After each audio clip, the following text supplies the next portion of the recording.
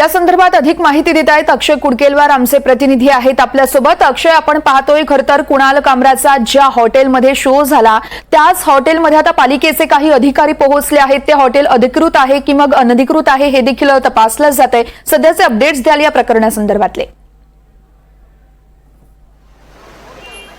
वर्षा, यात आपण जर बघितलं तर कुणाल कामरा याचा मी ज्या ठिकाणी उभा आहे याच पाठीमागे असलेल्या द युनिकॉन्टिनेंटल या हॉटेलच्या पहिल्या मजल्यावर असणारा द हॅबिटाट नावाचा स्टुडिओ होता आणि या हॅबिटाट नावाच्या स्टुडिओमध्ये कार्यक्रम 3 जानेवारी येथे पार पडला होता आणि त्याचं प्रक्षेपण, त्याचं यूट्यूब कास्ट, त्याचं जे सोशल मीडिया कास्ट आहे ते काल झालं आणि यानंतर शिवसैनिक आक्रमक झाले। त्यांनी आपण बघतोय ह्या संपूर्ण जे काळं फासलेलं आहे द हॅबिटाट नाव त्या ठिकाणी होतं स्टुडिओचं आणि त्या ठिकाणी काळं फासण्यात आलेलं आहे। द युनिकॉन्टिनेंटलच्या पहिल्या मजल्यावर असणाऱ्या या स्टुडिओत मुंबई महानगरपालिकेचे अधिकारी पोहोचलेले आहे। हातोडा घेऊन हे अधिकारी पोहोचले होते आणि त्यांच्या माध्यमातून आता तातडीचं स्ट्रक्चरल ऑडिट या द हॅबिटाट स्टुडिओमध्ये केलं जातं, ज्या ठिकाणी कुणाल कामरा याचा शो झाला होता आणि त्यांनी व्यंगात्मक गाणं हे राज्याचे उपमुख्यमंत्री एकनाथ शिंदे यांच्यावरती सादर केलं होतं।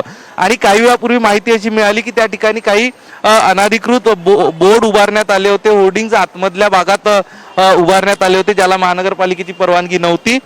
ते तोडण्यात आल्याची माहिती मुंबई महानगरपालिकेच्या अधिकाऱ्यांनी दिलेली आहे। यासोबतच आपण जर बघितलं तर मुंबई महानगरपालिकेचे या ठिकाणी वरिष्ठ अधिकारी हे अजून देखील या द युनिकॉन्टिनेंटलच्या पहिल्या मजल्यावर असणाऱ्या हॅबिटाट स्टुडिओमध्ये आहे आणि याची सखोल तपासणी केली जाते आणि कुठेतरी अशा पद्धतीच्या अनधिकृत असणाऱ्या स्टुडिओजमध्ये कुणाल कामरा सारख्या कलाकाराचे कार्यक्रम जर आयोजित केले आणि त्यासोबतच ते वादाच्या भोवऱ्यात अडकले तर काय परिणाम त्याचे आयोजनाचं ठिकाण असणाऱ्या व्हेन्यू असणाऱ्या आयोजकांना भोगावे लागते याचं देखील एक उदाहरण मुंबई महानगरपालिकेचे अधिकारी या सगळ्या स्टुडिओ मालकांसमोर ठेवतानाचं चित्र आपल्याला बघायला मिळतं आणि या तोडक कारवाई केली जाते, त्याचं स्ट्रक्चरल ऑडिट केलं जाणार आहे।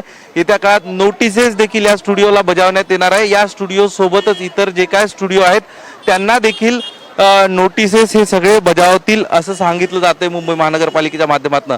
मात्र सगळ्यात महत्त्वाचं द हॅबिटाट हा जो स्टुडिओ आहे या स्टुडिओ मालकाने कुणाल कामरा सारख्या कलाकारांना हा स्टुडिओ भाड्याने दिला होता आणि त्यानंतर नको तो वाद या हॅबिटाट स्टुडिओशी ओढावून घेण्यात आलेला आहे। त्यामुळे एकीकडे कुणाल कामराने स्वतःची अडचण तर निर्माण केली आहे, मात्र आयोजनासाठी अगदीच अक्षय, त्यामुळे एकूणच काय तर पुढे काय होतंय हे पाहणं अतिशय महत्त्वाचं